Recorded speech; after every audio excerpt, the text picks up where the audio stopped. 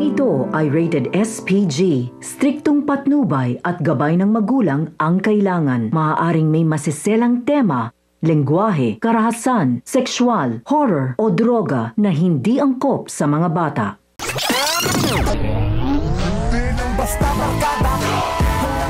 Sasabihin na nga na mag-asawang Marsing at Nita kay Ramon ang tunay na pagkatao ni Tanggol at kung sino ito sa buhay ni Mokang. Samantala kampante naman si Olga na hindi nakilala ni Ramon si Tanggol na siya ngang tumangay kay Mokang, habang nanggagalaiti naman sa galit si Olga kay Espinas dahil nga ayaw nang pumayag ni Espinas na paslangin si Tanggol, kaya naman ibubuntun niya ang galit niya dito nga kay Ramon.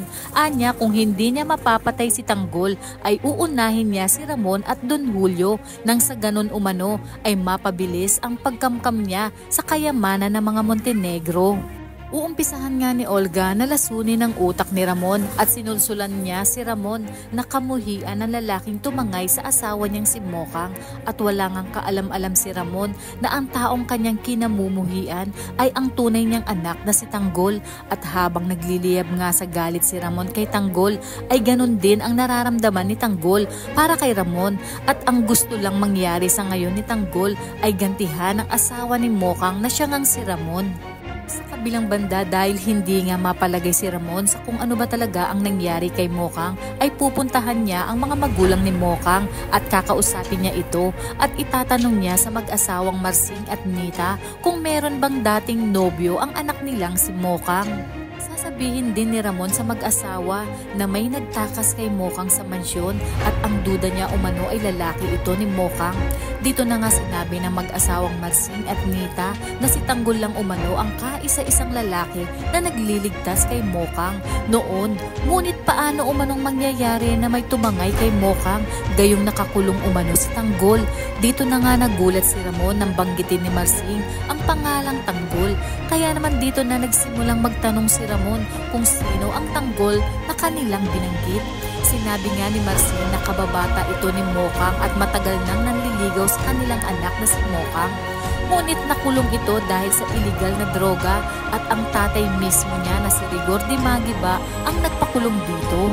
Dito na nga napagtanto ni Ramon na marahil ay impostor ang Tanggol na nasa mansyon, kaya naman dali-dali niyang inutos kay Severino na tawagan si General Ribas at paimbestigahan kung sino ang Tanggol na nakakulong sa koreksyonal na anak ni Rigor Di Magiba.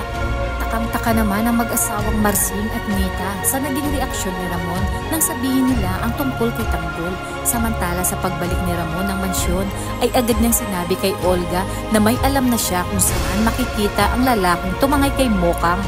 Nabigla naman si Olga sa sinabi ni Ramon. Wala ngang kaalam-alam si Olga na hinuhuli lang siya ni Ramon dahil batid na ni Ramon na tinatarantado siya ni David at Olga.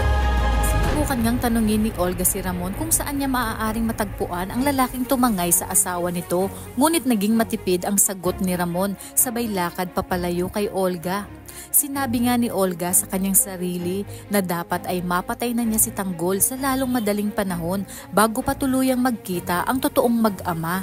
Kaya naman kung bago ka pa lang sa aking channel ay mag-subscribe ka na at i-click mo na rin ang bell icon para updated ka sa pinakahuling kaganapan sa paborito mong teleserye, ang FPJ's Batang Quiapo. Hanggang sa muli, salamat!